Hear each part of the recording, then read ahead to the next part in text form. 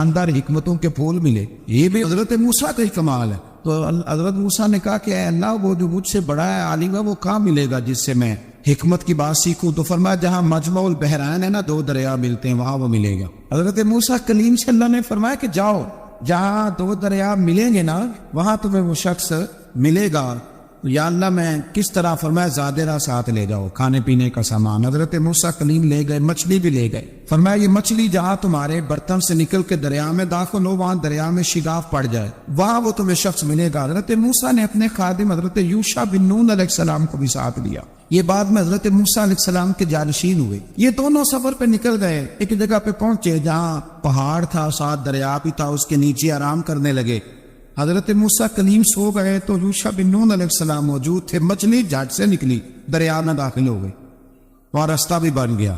اب اٹھے حضرت موسیٰ کلیم، جب اٹھے تو فرمایا چلو چلے. تھوڑا آگے جا کے فرمایا بھوک لگ رہی ہے، کھانا تو نکالو. انہیں یاد آیا، کہنے لگے حضور مچھلی تو دریا میں چلی گئی تھی. فرمایا تو نے بتایا نہیں، وہی تو ہماری منزل تھی جہاں مچھلی دریا میں گئی.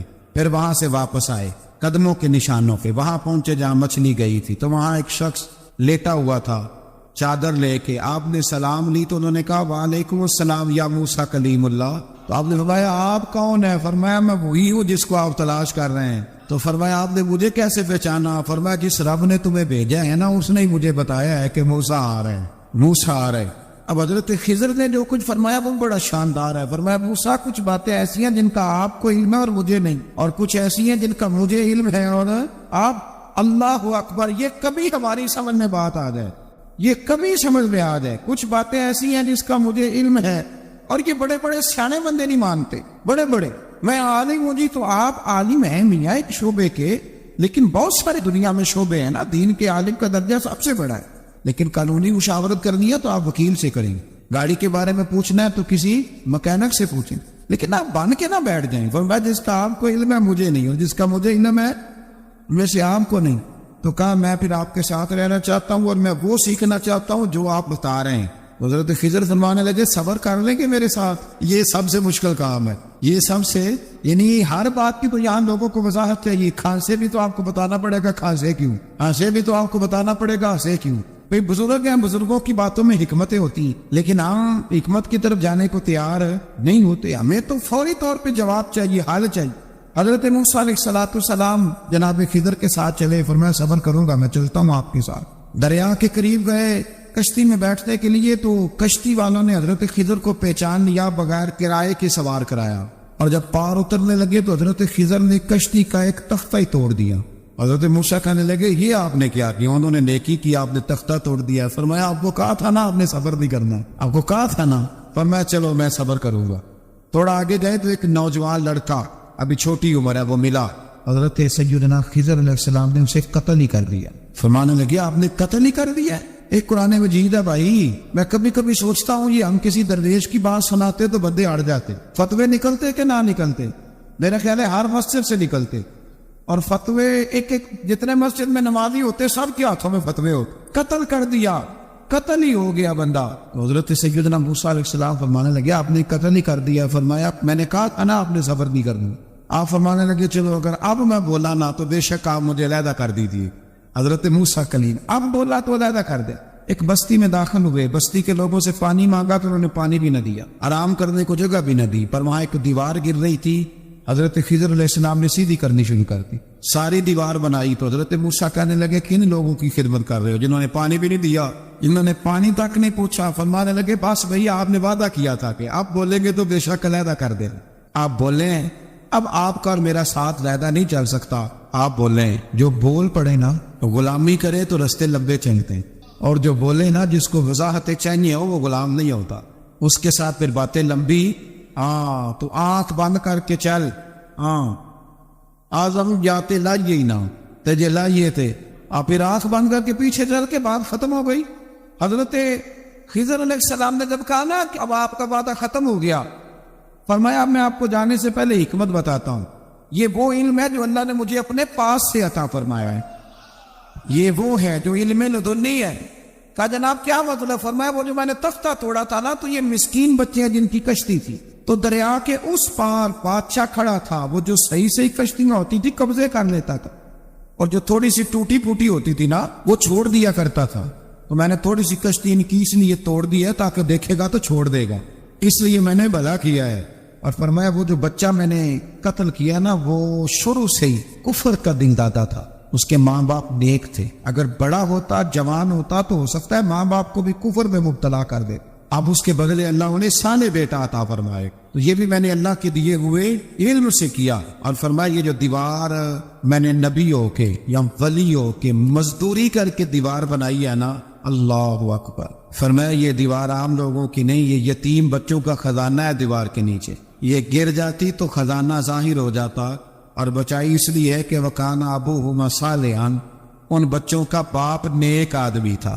ان کا باپ قاضی ثناء اللہ صاحب پانی پتی فرماتے ہیں ڈائریکٹ باپ نہیں تھا, 7ویں نسل میں جا کے باپ بنتا تھا. سن لے یہ بھی بات, ایک بندہ نیک ہو تو اس کی 7 نسلوں تک رب خزانوں کی بھی حفاظت فرماتا ہے. اب آپ اندازہ فرمائیں کہ بات کتنی دور تک جاتی ہے. بزرگوں کی باتوں میں نا حکمتیں ہوتی ہیں, دانائیاں ہوتی ہیں.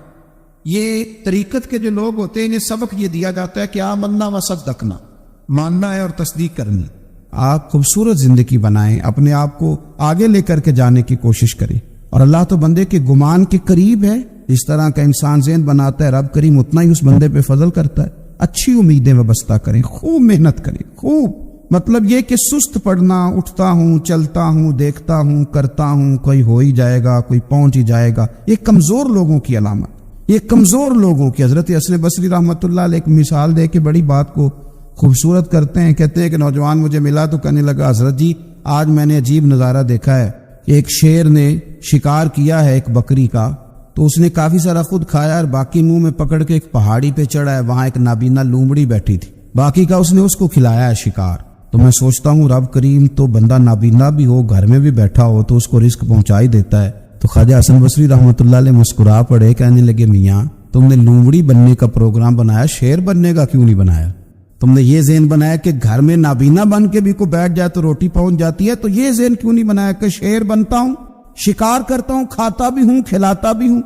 جدوجہد کریں, محنت کریں, آگے بڑھیں, ہمت کریں. میرے رسول کریم صلی اللہ تعالیٰ علیہ وآلہ وسلم کے صحابی حضرت سیدنا کعب رضی اللہ تعالیٰ عنہ ارشاد فرماتے ہیں کہ ایک شخص نبی پاک صلی اللہ علیہ وسلم کے سامنے سے گزرا, تو صحابہ کرام علیہم رضوان نے اس کی چستی دیکھ کر, بڑا چست نوجوان تھا, بڑا تیز چل رہا تھا, اس کی چستی دیکھ کے صحابہ نے کہا کاش اس کی چستی اللہ کے رستے میں ہوتی, یعنی عبادت میں لگا ہوا ہوتا یا جہاد میں لگا ہوا ہوتا, کاش اس کی چستی اللہ کے رستے میں ہوتی. تو نبی پاک صلی اللہ تعالیٰ علیہ وسلم نے فرمایا اگر یہ اپنے چھوٹے بچوں کی ضروریات پوری کرنے نکلا ہوا تو پھر بھی یہ اللہ کے رستے میں ہی ہے. اور فرمایا اگر یہ شخص اپنے بوڑھے والدین کی خدمت کے لیے نکلا ہوا ہے پھر بھی اللہ ہی کے رستے میں ہے. یعنی اگر رزق کما کے بچوں کا پیٹ پالتا ہے پھر بھی رب ہی کا رستہ ہے, اور اگر یہ رزق کما کے بوڑھے ماں باپ کی خدمت کرتا ہے تو یہ رستہ بھی اللہ ہی کا رستہ ہے. اور نبی پاک صلی اللہ تعالی علیہ وسلم نے فرمایا اگر یہ اپنے آپ کو سوال سے بچانے کے لیے یہ کام کر رہا ہے, یعنی مجھے کسی کے آگے ہاتھ نہ پھیلانا پڑے, تو پھر بھی یہ اللہ ہی کے رستے میں ہے. ہاں اگر یہ ریاکاری کے طور پر, فخر کے طور پر یہ کام کر رہا ہے تو پھر یہ شیطان کی راہ میں. اگر صرف اس لیے مال جمع کر رہا ہے کہ میں ذرا اب لوگوں کو پتہ چل جائے بڑا مالدار ہوں, میرا بعض لوگوں کے اوپر ذہن ہوتا ہے نا آگے بڑھنے کا, شوق ہوتا ہے بلا وجہ چیزوں کو جمع کرنے کا, فخر بتانے کا, ریاکاری کرنے کا. فرمایا اگر ریاکاری کے ارادے سے ہے تو پھر یہ شیطان کے رستے میں ہے, اور اگر یہ بوڑھے ماں باپ کے لیے رزق کما رہا ہے, چھوٹے بچوں کے لیے کما رہا ہے, اپنے آپ کو سوال سے بچانے کے لیے کما رہا ہے, تو پھر یہ اللہ ہی کے رستے میں, پھر یہ جہاد ہی کر رہا ہے, پھر یہ عبادت ہی میں مشغول ہے, یہ اللہ ہی کے رستے میں. رسول کریم صلی اللہ تعالیٰ علیہ وسلم نے جو سبق ہمیں پڑھایا نا وہ صرف یہ ہے کہ رزق کماتے وقت تمہاری نیت کا اعتبار ہے. تمہارا ارادہ کیا تھا رزق کماتے وقت؟ ارادہ کیا تھا؟ بہت بڑے بنگلے بنانے کا ارادہ تھا, جائیدادیں جمع کرنے کا ارادہ تھا, بعض رشتہ داروں کو نیچا دکھانے کا ارادہ تھا, بلا وجہ ڈینگے مارنے کا اور اونچی اونچی باتیں کرنے کا ارادہ تھا, یا تمہارا ارادہ یہ تھا کہ حلال آ جائے تاکہ میں سوال سے بچ جاؤں, تاکہ مجھے کسی کے سامنے ہاتھ نہ پھیلانا پڑے؟ یہ حدیث ہمیں صحیح بخاری میں ملتی ہے. نبی پاک صلی اللہ تعالی علیہ وسلم نے فرمایا بے شک مال بڑا سرسبز ہے اور بڑا میٹھا ہے. فرمایا جس نے اچھی نیت کے ساتھ مال حاصل کیا نا, بڑا میٹھا ہے, بڑا سرسبز ہے. اور جس نے اچھی نیت کے ساتھ حاصل کیا اللہ اسے برکت عطا کر دے گا. تھوڑے پیسوں میں برکت ہو جائے گی, تھوڑے میں بھی, کیونکہ بعد تھوڑے پیسے ہوں گے پر ختم نہیں ہوں گے, ان میں برکت ہو جائے گی نیت اگر ٹھیک ہے. اور حضور صلی اللہ تعالی علیہ وآلہ وسلم نے ارشاد فرمایا اگر کسی نے بری نیت کے ساتھ حاصل کیا تو اس میں برکت نہیں ہوگی, اس کے اندر پھر اس کے لیے وہ خیر نہیں ہوگی جو اچھی نیت پہ ہوتی. اور فرمایا یہ ایسا رزق ہے جسے کھائے گا پر پیٹ نہیں بھرے گا, سیر نہیں ہوگا. رزق کس نے کھا لیا ہے, چونکہ نیت یہ تھی نا کہ تفاخر کے لیے جمع کرنا, دولت ہونی چاہیے, بنگلہ ہونا چاہیے, لوگوں کو پتہ چلے کہ یہاں بھی ایک سیٹ صاحب ہوتے. تو یہ نیت پر ڈپینڈ کرتا ہے کہ آپ کا ارادہ رزق کماتے کیا ہے. بہت زیادہ محنت کرنے کی کوشش کریں, بالخصوص نوجوان اپنے دلوں کے اندر یہ جد و جہد پیدا کریں کہ ہم نے محنت کر کے رزق کمانا ہے. یہ جو ہاتھ پھیلاتے ہیں یہ بزدل لوگ ہوتے ہیں, یہ کمزور لوگ ہوتے ہیں. یہ ہاتھ جب کسی کے آگے کوئی شخص پھیلاتا ہے تو اپنی خودداری کا سودا کرتا ہے, اپنی عزت بیچتا ہے, اپنے وقار کو داؤ پہ لگاتا ہے. جب وہ ہاتھ پھیلاتا ہے کشکول طلب جب دراز کرتا ہے, کبھی بھی اللہ کے علاوہ, اللہ کے محبوب علیہ السلام کے علاوہ آپ کسی کے سامنے کشکول طلب دراز نہ کریں. اور میری ساری زندگی یہ رائے رہی ہے کہ اچھا تاجر وہ ہوتا ہی نہیں جو پیسے زیادہ کماتا ہے, اچھا گھر کا سربراہ وہ نہیں ہوتا جو دولت زیادہ جمع کرے, بلکہ اچھا آدمی تو وہ ہوتا ہے جس کے خرچے کم ہوتے, جو اس کے پاس ہے اس کے اندر اسے مینج کرنا آتا ہے. اگر اس کے پاس 1000 روپے ہے تو اسے سارا دن 1000 میں نکالنا آ جائے تو اس شخص کی عزت محفوظ ہے, اس کی عزت محفوظ ہے. اور اگر 10,000 کے اندر بھی اسے طبیعت نہیں ہے, اسے چاہت نہیں ہے, اسے خبر ہی نہیں ہے میں نے کس طرح وقت گزارنا ہے, تو پھر یہ شخص اپنے آپ کو بھی رسوا کرے گا اور اپنوں کے لیے بھی شرمندگی کا باعث بنے گا. محنت کریں, کوشش کریں, اپنے آپ کو فارغ نہ رکھیں. فارغ آدمی کو زنگ لگ جاتا ہے. فارغ تو کوئی گھر پڑا رہے تو بعض لوگ کہنے لگتے ہیں کہ یہاں تو جنوں کا قبضہ ہو گیا ہے. فارغ ذہنوں پر شیطانوں کا قبضہ ہو جاتا ہے. کچھ کریں, محنت کریں, جد و جہد کریں, آگے بڑھیں. ہمارے بزرگ فرماتے ہیں کہ پانی چل رہا ہو تو وہ پاک ہوتا ہے, اگر کھڑا ہو جائے تو پھر اس کے پاک ہونے کا مسئلہ بدل جاتا ہے. چلتے رہیں, حرکت کریں, جد و جہد کریں, آگے بڑھیں, ہمت کریں. جو لوگ ہمت کرتے رب تعالیٰ ان کی مدد کرتا ہے. آپ تجارت کریں. حضور صلی اللہ علیہ وسلم نے تجارت فرمائی, نبی پاک صلی اللہ علیہ وسلم نے تجارت فرمائی. کتنا بڑا درجہ حضور نے ارشاد فرمایا. اللہ کے پیارے محبوب صلی اللہ تعالیٰ علیہ وسلم ارشاد فرمانے لگے, یہ حدیث پاک آپ کو ترمذی میں اور دیگر کتابوں میں ملے گی. فرمایا جو تاجر سچا ہوگا نا, تجارت کرے پر سچ بولے, سودا جو ہے وہی بتائے. سچا جو تاجر ہوگا اسے اللہ تبارک و تعالیٰ قیامت کے دن نبیوں, صدیقوں اور شہیدوں کے ساتھ جگہ عطا فرمائے گا. اور یہ اتنا بڑا درجہ, یعنی اسے صدیقین کے ساتھ کھڑا کر دیا, شہداء کے ساتھ, حالانکہ وہ شہید نہیں ہوا, یہ تو دکان کرتا رہا وقت پہ, اللہ نے اسے اپنے انبیاء کے ساتھ جگہ دے دی. اس کا مطلب ہے رب صرف مسجد میں نہیں ملتا, دکان پہ بھی مل جاتا ہے. شرط یہ ہے کہ دیانتداری کے ساتھ تجارت کی جائے, دیانتداری کے ساتھ. ایک تو یہ کہ یہ کام کرے, پھر یہ کہ بہت سارے صحابہ کھیتی باڑی کرتے تھے, بہت سارے صحابہ. اور حضور صلی اللہ تعالی علیہ وسلم نے فرمایا اگر تم نے کوئی درخت لگایا, پودا لگایا, تو جو بھی جاندار اس سے نفع حاصل کرے گا اللہ تمہیں اس کا اجر عطا کرے گا. کوئی بھی آپ کھیتی باڑی کریں, محنت کریں, جد و جہد کریں, پھر اس سے آگے ہاتھ سے مزدوری کرنا ہے, ہاتھ سے مزدوری. میرے دادا جان کا انتقال, ان کی عمر 90 سال سے زیادہ تھی جب وہ دنیا سے گئے تھے. تو آخری دن غسل کے بعد جب میں نے ان کے ہاتھ کو کھولا تھا تو تب بھی ان کے ہاتھوں پر محنت کے نشان تھے, ابھی بھی ان کے ہاتھوں پہ چھالے تھے. وہ جو پکے پڑ گئے تھے نا وہ ساری زندگی رہے میرے والد صاحب کے ہاتھوں پہ ہمیشہ. کیونکہ دامان توکل کی یہ خوبی ہے کہ اس پر پیوند لگے ہوتے پر دھبے نہیں ہوتے. محنت آپ کریں, محنت کے نشان ہونے چاہیے, کرپشن کے داغ نہیں ہونے چاہیے. آپ تھک جائیں کام کرتے, لیکن میرے بھائی اس طرح نہ ہو کہ لوگ, میں نے کئی دفعہ کہا ہے کہ روب کپڑوں کا نہیں ہوتا, روب تو کردار کا ہوتا ہے. کروڑوں روپے کا آپ مکان بنا لیں, گاڑی خرید لیں, لیکن آپ کا پیسہ کرپشن کا ہے تو لوگ دروازے کے سامنے کھڑے ہو کے کہتے ہیں 2 نمبر طریقے سے کمایا.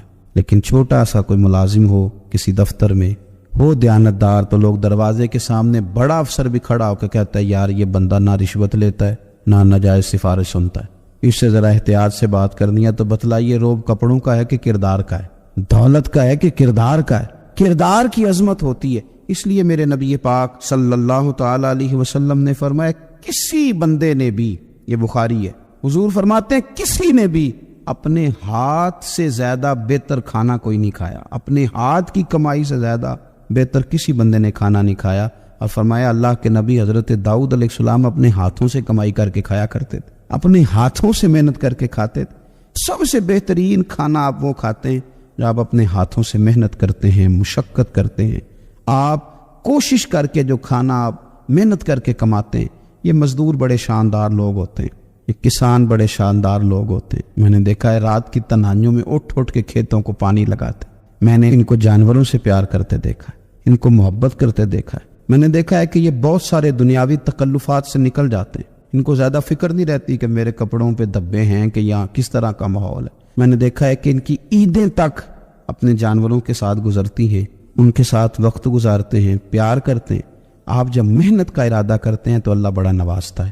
اپنی زندگی محنت والی، جد و جہد والی بنائیں، اور یاد رکھیں ہماری سوسائٹی کے اندر اتنے زیادہ غم نہیں ہیں، سب سے زیادہ پریشانی یہ ہے کہ جوان سست ہو گئے۔ علامہ اقبال نے کہا تھا لہو مجھ کو رلاتی ہے جوانوں کی تن آسانی۔ جوان اصل میں کمزور ہو گئے، اس لیے خرابی زیادہ بڑھ گئی۔ اگر جوان تازہ دم ہوں، سستی کو چھوڑیں، آگے بڑھنے کا جذبہ پیدا کریں۔ اٹھ باندھ کمر کیوں ڈرتا ہے، پھر دیکھ خدا کیا کرتا ہے۔ کوشش کریں، ہمت کریں، محنت کے ساتھ رزق کمائیں، اپنوں کا سہارا بنیں، اپنوں سے پیار کریں۔ اتنے زیادہ غریب لوگ نہیں ہیں ہمارے ہاں، صرف یہ ہے کہ جو محنت کر سکتے ہیں انہوں نے محنت چھوڑ دی ہے۔ سورہ ابراہیم کی پہلی آیہ مبارکہ میں فرمایا کہ الف لام را کتاب انزلناہ الیک لتخرج الناس من الظلمات الی النور۔ فرمایا اے محبوب علیہ السلام، یہ کتاب ہم نے آپ پر نازل کی ہے تاکہ آپ لوگوں کو اندھیروں سے نور کی طرف لے جائیں، تاکہ آپ لوگوں کو اندھیروں سے نکال کے نور عطا فرما دے۔ بِإِذْنِ رَبِّهِمْ إِلَىٰ صِرَاط، اور اپنے رب کے حکم سے اپنے رب کے رستے کی طرف لوگوں کو لے دے۔ العزیز الحمید، وہ رب جو بڑا غالب بھی ہے اور جو حمد کیا گیا ہے، اس کی حمد کی جاتی، اس کے رستے کی طرف آپ لوگوں کو لے جائیں۔ من الظلمات الی النور، لوگوں کو اندھیروں سے نکالے اور ظلمات سے نکال کے انہیں نور دے۔ ہمارے مفسرین کرام نے یہاں لکھا ہے کہ یہ دیکھ لیں کہ قرآن مجید نے ظلمات، اندھیرے جب بیان کیے تو جمع کا صیغہ استعمال کیا، اور جب الی النور کہا تو واحد کا صیغہ استعمال کیا۔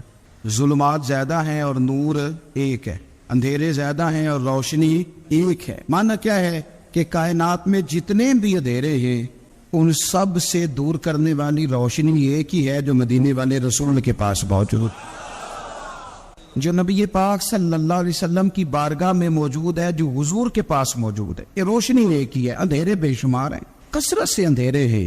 ایک اندھیرا کفر کا ہے، ایک اندھیرا نفاق کا ہے، ایک اندھیرا جہالت کا ہے، ایک اندھیرا غربت کا ہے، ایک اندھیرا تنہائی کا ہے، ایک اندھیرا مایوسی کا ہے۔ یہ سارے اندھیرے نکلیں گے کیسے؟ جب ہم کسی اور سے روشنی نہیں لیں گے، روشنی لیں گے رسول پاک کی بارگاہ سے۔ اعلیٰ حضرت فاضل بریلوی رحمۃ اللہ تعالیٰ علیہ نے ایک بات یہاں بیان فرمائی ہے، وہ بڑی عجیب اور بڑی انوکھی ہے۔ اعلیٰ حضرت فرماتے ہیں کہیں اور سے تم روشنی لوگے نا تو یہ پہر دو پہر رہے گی۔ یہ جتنی چاندنی، جتنی روشنی ہے، یہ ڈھل جاتی ہے، ڈھل رہی ہوتی ہے۔ یہ چاند کی جو چاندنی ہے نا، یہ ڈھلتی ہے، پورے عروج پہ جاتا ہے، پھر کم ہوتا ہے، پھر کم ہوتا ہے، پھر کم ہوتا ہے، پھر کم ہوتا ہے۔ فرماتے ایک روشنی ایسی ہے جو کبھی کم نہیں ہوتی، اور اس روشنی کا نام نور مصطفیٰ ہے صلی اللہ تعالیٰ علیہ وسلم۔ فرمانے لگے ماہ مدینہ اپنی تجلی عطا کریں، اے ماہ مدینہ اپنے تجلی عطا کرے۔ یہ ڈھلتی چاندنی تو پہر دو پہر کی ہے، یہ جو ہمارے پاس چاند کی چاندنی ہے یہ تو ڈھل رہی ہے، پہر دو پہر رہے گی۔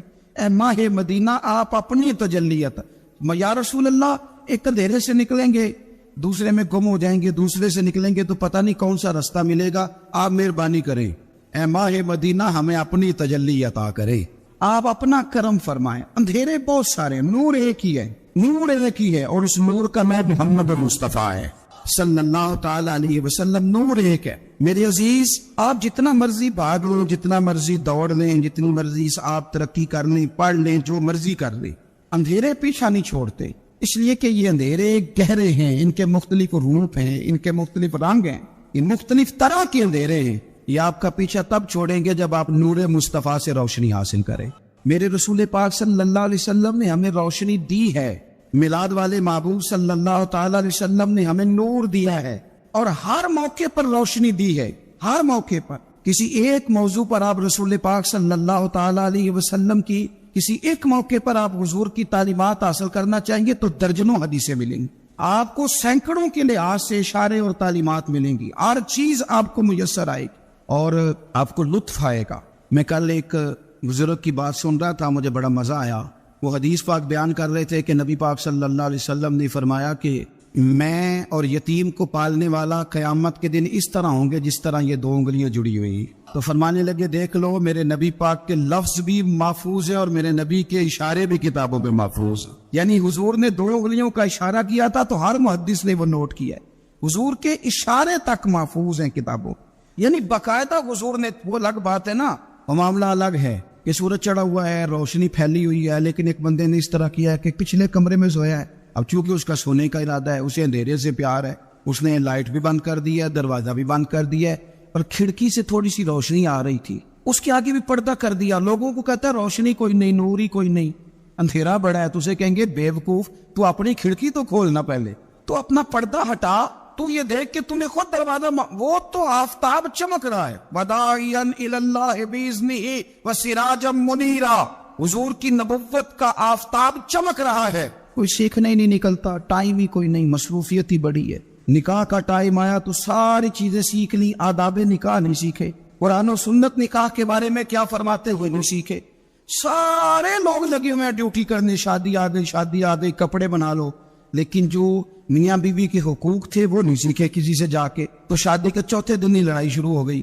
اگر یہ آداب کا انداز کا پہلے سے پتا ہوتا تو گھر کپڑوں سے سکھی نہیں رہتا، ایک دوسرے کے ساتھ محبت ہو تو گھر سکھی رہتا ہے، تو جو اصل چیز تھی وہ سیکھی نہیں۔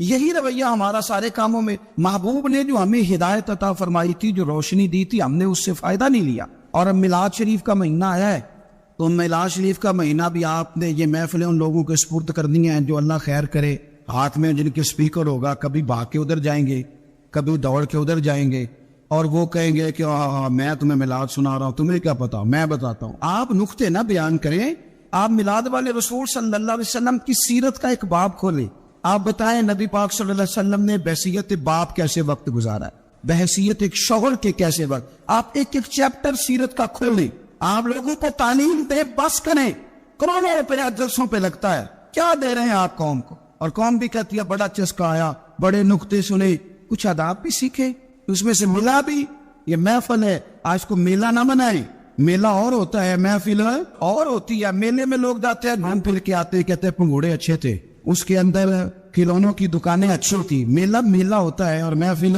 محفل ہوتی ہے، تو محفل کو محفل بنائے، میلہ نہ بنائے، مہربانی فرمائے۔ میرے عزیز، آپ میری بات پر غور کریں گے اور اسے یاد رکھیں گے، ایک تو ہے کہ ایز اے اسپیشل میرے نبی پاک نے تعلیمات، اور ایک یہ کہ حضور ویسے کسی سے گفتگو کرے تو اللہ اسے ہدایت عطا فرما دے۔ اسیرۃ النبویہ میں موجود ہے، حضرت بریدہ اسلمی رضی اللہ تعالیٰ عنہ صحابی ہیں، وہ فرماتے کہ جب ابو جہل نے اعلان کیا نا کہ جو معاذ اللہ ثم معاذ اللہ نقل کفر کفر نہ باشد، حضور ہجرت کر کے مکہ مکرمہ سے مدینہ طیبہ جا رہے، تو جو سید عالم صلی اللہ علیہ وسلم کو گرفتار کرے گا اسے 100 سرخ اونٹ دیے جائیں گے۔ آج ہمارے زمانے میں سائبر نسل کی گائے بھینس بڑی مہنگی ہے، تو 100 گائے وہاں سے لے آئے تو کتنے کروڑ بنا۔ عرب میں سرخ اونٹ بڑا مہنگا تھا اور 100 ملے گا تو بڑے بڑے لوگوں کے لیے بڑا اچھا موقع مل گیا امیر بننے کا، تو بڑے لوگ بھاگے۔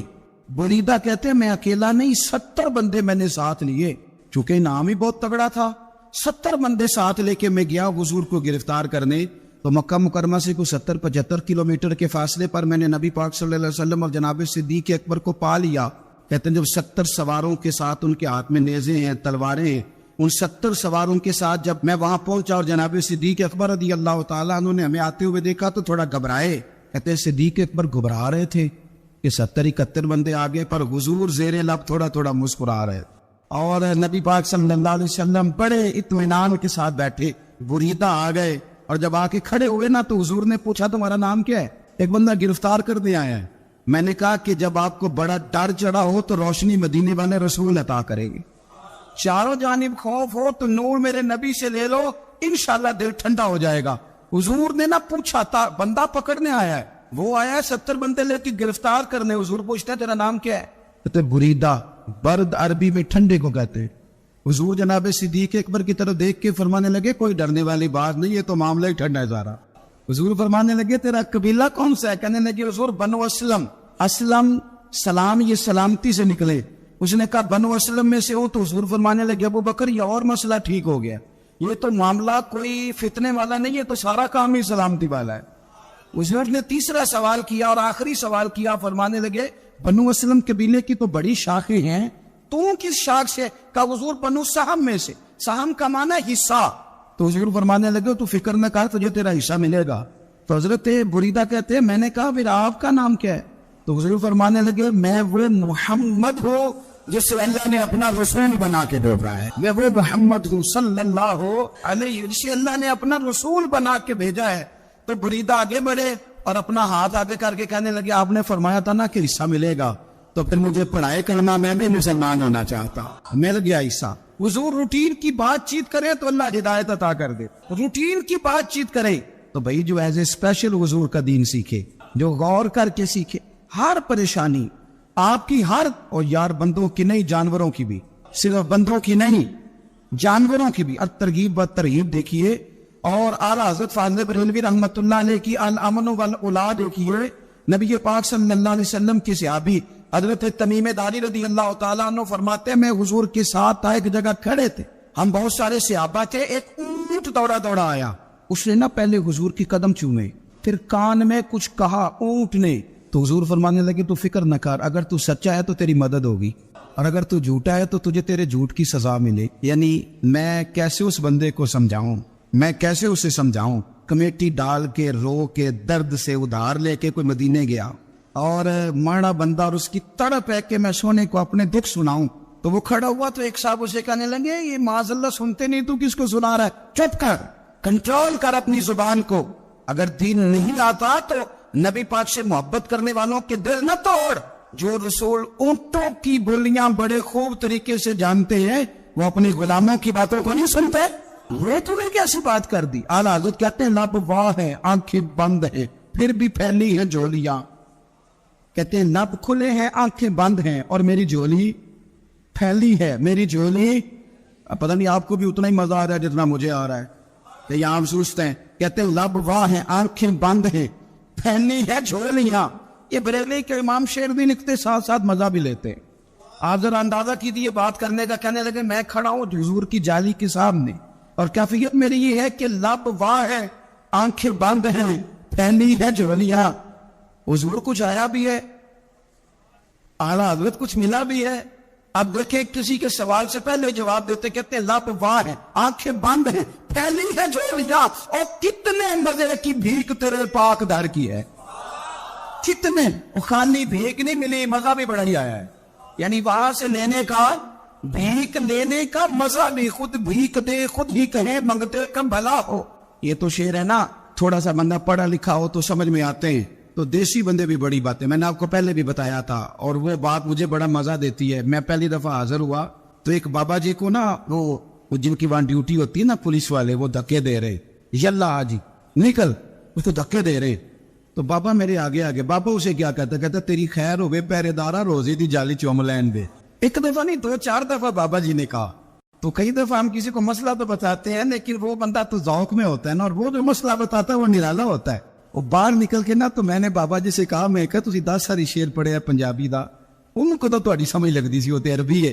تو وہ بابا جی میرے تھپکی دے کے نا یا کندھے پہ، کہندے پتر مینوں بھی پتہ ہے، مینوں بھی پتہ ہے، انہوں نہیں سمجھ لگدی، میں تے اپنا رانجھا پہ راضی کردا سی. نبی پاک بے مثل و بے مثال ہے، لا مثل لہ ولا مثال لہ. حضور کی مثل بھی کوئی نہیں اور مثال بھی ہے ہی کوئی نہیں. اللہ کریم نے محبوب جیسا دوسرا بنایا ہی کوئی نہیں. سمجھنی ہے بات آپ نے. حضور میں شک کوئی نہیں، پر ابو جہل نے شک کیا. نبی پاک میں شک کوئی نہیں، پر ابو لہب نے شک کیا. حضور میں شک کوئی نہیں، پر عتبہ عتیبہ شیبہ ان کا شک آخر تک نہیں گیا. حالانکہ حضور میں کوئی شک دور کرانے بھی آئے تو شک نہیں گیا. ایک دفعہ نہیں، کئی دفعہ، درجنوں دفعہ، 20 دفعہ. ایک ابو جہل کو لے لیں، دماغ میں شک تھا، حالانکہ حضور میں کوئی شک نہیں. ایک دن آ کے کہنے لگا کہ بتائیے میری مٹھی میں کیا ہے. تو نبی پاک صلی اللہ تعالی علیہ وسلم نے فرمایا اگر میں نے بتا دیا، کہنے لگا اگر آپ نے بتا دیا تو میں کلمہ پڑھ لوں گا. حضور نے فرمایا میں نے بتا دینا ہے، پر تم نے کوئی نہیں پڑھنا، میں بتا دینا ہے. کہ بتائیے. تو حضور نے فرمایا چل سودا کر لیتے ہیں، اگر جو تیری مٹھی میں ہے وہی بتا دے پھر تیرا کیا خیال ہے؟ تو نبی پاک صلی اللہ تعالی علیہ وسلم نے کہا کیا بھئی ابو جہل کی مٹھی میں؟ تو اس کی مٹھی میں کنکر تھے، کنکروں نے کلمہ پڑھنا شروع کر دیے۔ جب کنکروں نے کلمہ پڑھا، پتھر تھے وہ، انہوں نے کلمہ پڑھا، ابو جہل نے وہ کنکر زمین پہ پھینک کے کہنے لگا اوفو تیرا جادو تو پتھروں پہاڑوں پہ بھی چلتا ہے۔ اب جملہ کہنے لگا ہوں سمجھ لینا، ابو جہل گوشت کا آدمی تھا، کنکر پتھر تھے، پتھر کلمہ پڑھ گئے۔ گوشت پوشت کا آدمی تھا پر کلمہ کیونکہ یہاں کیا تھا شاہ، اس نے آگے نہیں بڑھنے، گوشت پوشت کا شخص ہو کے پتھروں سے آگے نکل نبی پاک صلی اللہ علیہ وسلم کی خدمت میں آیا۔ بلکہ وہ جو یہودی والی روایت ہے اس کے پس منظر میں بھی بعض محدثین نے لکھا ہے، اس کو بھی اسی نے بھیجا، کہنے لگا جاؤ نبی پاک سے جا کے کہو اگر وہ درخت آپ کا کلمہ پڑھے تو میں بھی پڑھ لوں گا۔ درخت، اب درخت ہوتے تو جاندار ہیں پر کلمہ تو کوئی نہیں نہ پڑھتے، درخت سے بھی تو انسانوں سے کلمہ پڑھنے کی بات، اگر درخت پڑھے تو میں پڑھ لوں گا۔ نبی پاک صلی اللہ علیہ وسلم دور بیٹھے تھے، درخت دور تھا، اور امام سیوطی علیہ رحمہ نے لکھا ہے درخت بھی کیکر کا تھا۔ نبی پاک صلی اللہ علیہ وسلم نے فرمایا اس یہودی سے کہ تو جا کے درخت کو کہہ کہ تجھے نبی پاک بلاتے ہیں۔ فرمایا میں گیا تو پھر تم نے کہنا جادو کر کے بلایا ہے، احتیاط بھی کی، ہر چیز آنکھوں کے سامنے رکھی، تو جا کے کہہ کہ تجھے بلاتے ہیں۔ وہ بندہ گیا، جا کے کہنے لگا، اور امام سیوطی نے اس کو لکھا ہے، کہنے لگے اس نے نبی پاک کا نام بھی نہیں لیا، کیونکہ ابو جہل اینڈ کمپنی کو پتا تھا کہ مصطفیٰ کے نام میں بھی بڑی برکت، خالی نام بھی نہیں لیا۔ کہنے لگا درخت وہ جو سامنے بیٹھے ہیں نا وہ تجھے بلا رہے، نام نہیں لیا حضور کا، وہ جو سامنے بیٹھے ہیں نا جاءت لدعوتہ الاشجار ساجدۃ۔ امام بوصیری کہتے ہیں درخت آیا اور سجدہ کرتا ہوا، زمین چیرتا ہوا آیا۔ کس طرح آیا؟ پہلے آگے جھکا، پھر پیچھے جھکا، دائیں جھکا، بائیں جھکا۔ یہاں بھی لکھنے والوں نے لکھا ہے کہ وہ نہ درخت اپنی جڑیں اکھیڑ رہا تھا، جب چلنا تھا نا اس نے حضور کی طرف آنا تھا تو آگے دائیں بائیں ہوا، جڑیں اکھیڑ رہا تھا۔ لیکن ہمارے استاد جب ہمیں یہ روایت پڑھایا کرتے تھے تو کہتے تھے جڑیں نہیں اکھیڑ رہا تھا، جب اس نے سنا مجھے نبی پاک نے بلایا تو اسے وجد ہو گیا تھا، وہ جھومنے لگ گیا تھا، جھوم رہا تھا، حضور نے مجھے بلا لیا، جاءت لدعوتہ الاشجار ساجدۃ۔ تو درخت آیا، اس نے آ کے نبی پاک کو سجدہ کیا، لکڑی کا بنا ہوا درخت ہے، سجدہ کیا۔ سجدہ کرنے کے بعد درخت اٹھا اور اٹھ کے اس نے نبی پاک کا کلمہ پڑھا۔ وہ جس کو ابو جہل نے بھیجا تھا نا یہودی، وہ درخت کی حالت دیکھ کے کلمہ پڑھ گیا، وہ کلمہ پڑھ گیا، لیکن یہی بے ایمان کہنے لگا ہوئے ہوئے ان کا تو درختوں پہ بھی جادو چلتا ہے۔ لا ریب فی، شک قرآن پاک میں، لیکن اگر بندے کے دماغ میں ہو اس کا علاج ہے کوئی، ادھر ہی شک بیٹھ جائے۔ کوئی شادی مثال دیتا ہوں کہ سامنے دیوار صاف ہو لیکن گرد اگر آئینے پہ پڑی ہو، دیوار صاف کرنی چاہیے کہ اینک کا شیشہ صاف کرنا چاہیے؟ ساری زندگی لوگ دیوار صاف کرتے گزار دے، ساری زندگی تراش خراش کرتے گزار، اپنی مرضی کی پینٹنگ کرتے گزار دیتے ہیں، پر اپنی آنکھ کی پتلی صاف نہیں کرتے، آنکھ کی پتلی صاف نہیں کرتے۔ کسی نے حضرت رومی سے کہا تھا حضور دنیا میں کوئی اچھا ملتا نہیں، فرمانے لگے تھوڑا رونا شروع کر تاکہ تیری پتلیاں وضو کر لیں، وضو کر لیں، وہ انہیں پتہ چل جائے کہ کتنے صاف ستھرے لوگ دنیا میں پائے جاتے۔ ابو جہل پھر آ گیا، کہنے لگا اگر آپ چاند کے 2 ٹکڑے کر دیں تو میں کلمہ پڑھنے کو تیار۔ اچھا یہاں بھی بڑی مزے کی بات ہے، اللہ نے پہلے کہہ دیا نبی پاک کو کہ ان الذین کفروا سواء علیہم انذرتہم ام لم تنذرہم لا یؤمنون۔ محبوب یہ جن کی قسمت میں کفر ہے نا، آپ انہیں ڈرائیں چاہے نہ ڈرائیں، یہ ایمان نہیں لائیں گے۔ کنکروں نے بھی کلمہ پڑھ لیا، درختوں نے بھی پڑھ لیا، سارا کچھ ہو گیا، اور اللہ نے بھی کہہ دیا کہ محبوب اس بے ایمان نے کلمہ نہیں پڑھنا، پر حضور نے فرمایا یہ پڑھے نہ پڑھے ہم نے میدان نہیں چھوڑنا، جتنی دفعہ آئے گا نا ہم اسے ضرور معجزہ دکھائیں، جتنی دفعہ آئے گا ہم کیوں میدان چھوڑ۔ آگے کہنے لگا جی اگر چاند کے 2 ٹکڑے کر دے تو اقتربت الساعۃ وانشق القمر۔ تو نبی پاک صلی اللہ علیہ وسلم نے انگلی کا اشارہ کیا، چاند 2 حصوں میں بٹا۔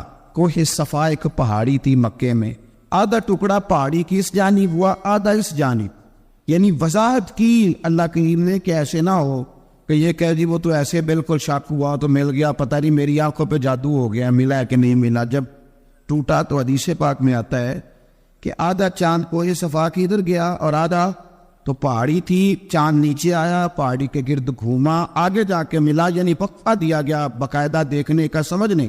پوری دنیا میں جتنے لوگ اس وقت چاند دیکھ رہے تھے، ہندوستان تک روایتوں میں ملتا ہے کہ لوگوں نے گواہی دی کہ ہم نے چاند ٹوٹتے دیکھا ہے، زمانہ مان گیا، لوگوں کی چیخیں نکل گئیں، لوگ قدموں میں گر گئے، پر وہ جس کے دماغ میں شک تھا نا وہ نہیں مانا، شجر و حجر پہچان گئے، پر انسان کی نظروں میں شک ہی رہا۔